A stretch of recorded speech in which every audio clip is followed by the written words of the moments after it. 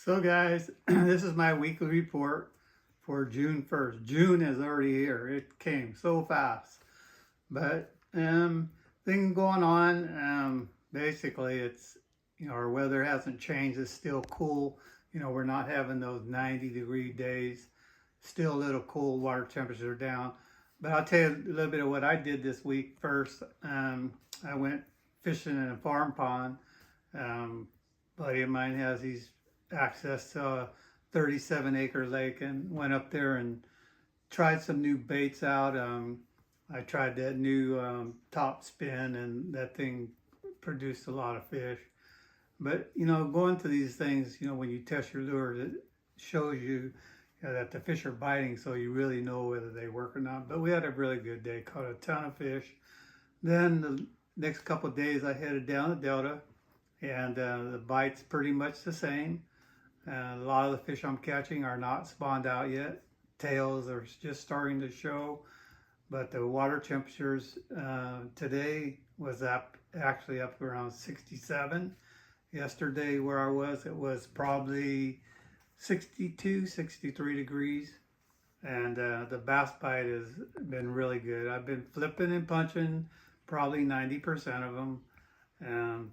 Most of them are all, buried up in the wood or in the grass. And, like I said, a lot of these fish aren't spawned out yet. But that's what I did this week. I plan to do more kokanee fishing here in the near future. So, that'll be reporting, but I got a lot of friends that have been going out. So one of the things going on, I usually like to start on saltwater stuff. I know that Rick Powers out of Bodega has been running out to that 300 feet or deeper water, and they've been doing really well. They've been catching a lot of suspended fish, and they've been also catching a lot of lingcod. So if it's something that you want to experience, reeling in and coming in with some heavy sacks, go do it. And then the regular season opens, I think, in July. You might want to look it up. But the shallower reef stuff will open up, I think, in July. But look that up.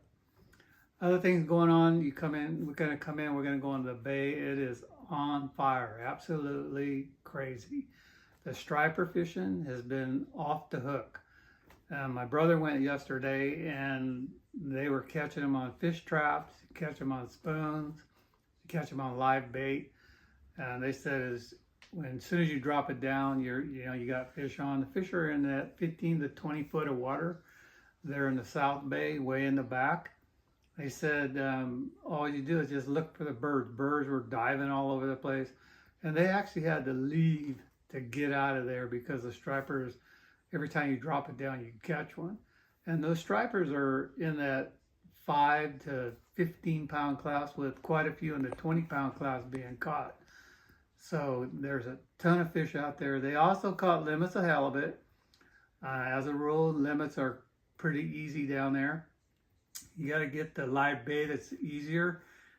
Pier 37 still has a live bait. And I hear on weekdays, if you're not there before 9 o'clock, they're closed. And then on weekends, I think they open till 10 o'clock.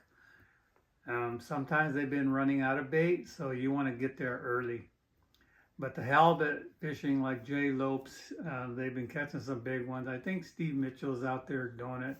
But there's a lot of boats out there. There's fleets out there. All the big boats are all chasing halibut and stripers right now because it's absolutely on fire.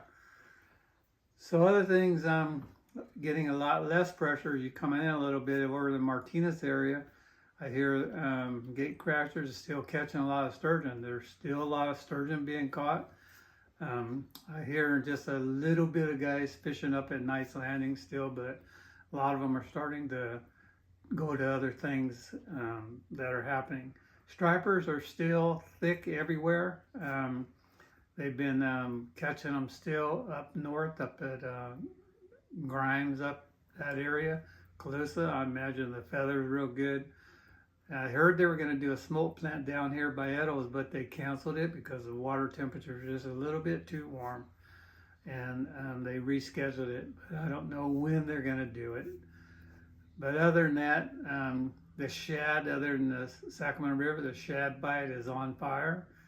Um, Sometimes they're doing a lot of releases, out of Orville and Shasta and the American, and the water might get a little bit cloudy. So the best places, I see guys that are on the Freeport on the firing line, so I know they're catching them. And the water in the Sacramento River looked really decent the last couple of days. But if not, I would head to the confluences at the mouth of the American or the Feather, and you should have no problem catching shads. And the shad are hitting the darts or the chartreuse in a 1 inch or 1.5 inch grub. And a lot of it's, like I usually, when I go after them, I use a drop shot rig. So I put the weight on the bottom, come up about a foot, put the jig about 10 inches off the main line, go up about a foot, 1.5 feet, put another one about 10 inches and drop it down and make sure that that weight is on the bottom. Once you find where they're at, every time you let it down, you get one.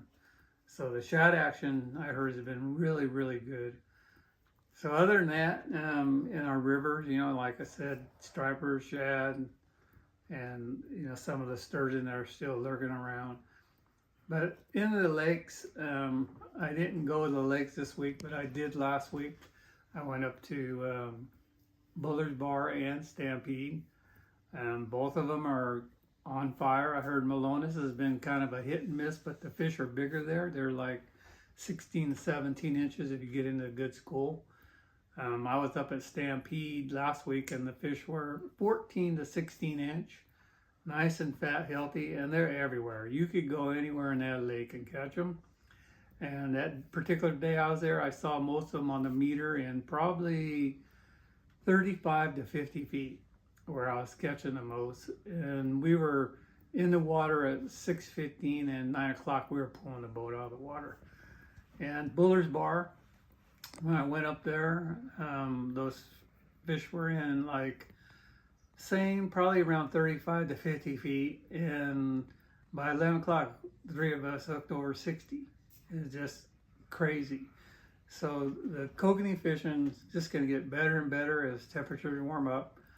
And Stampede, that they finally pulled the dock up so you don't have to walk in the water or jump in the boat off the beach. But they pulled the ramp up, so everything's looking good for there. And I'm sure some of the other lakes like Union Valley and stuff will start picking up here pretty soon. But other than that, I hear Nate was up at Berryessa chasing king salmon, and I heard he got an 8 and a 10 or something. So there's some big fish up there. I was up there a couple weeks ago, and I was mooching for them, and we only caught 3 ironfish 2 hours and had 7 bites total, but we only caught 3, but they were like 5 to 7 pounds.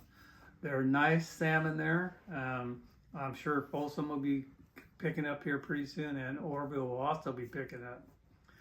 But Big Nate was at Comanche again. And I heard he got some big trout again. So, if you want to catch trout, bring your downriggers and go up there, and they're still kicking out a lot of big trout. Other than that, Don Pagnelli, he's been chasing bass at Berryessa and Folsom, having good luck catching a ton of fish.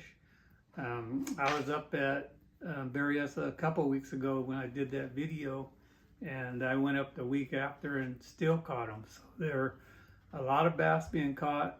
Berryessa, Folsom, Orville, Shasta.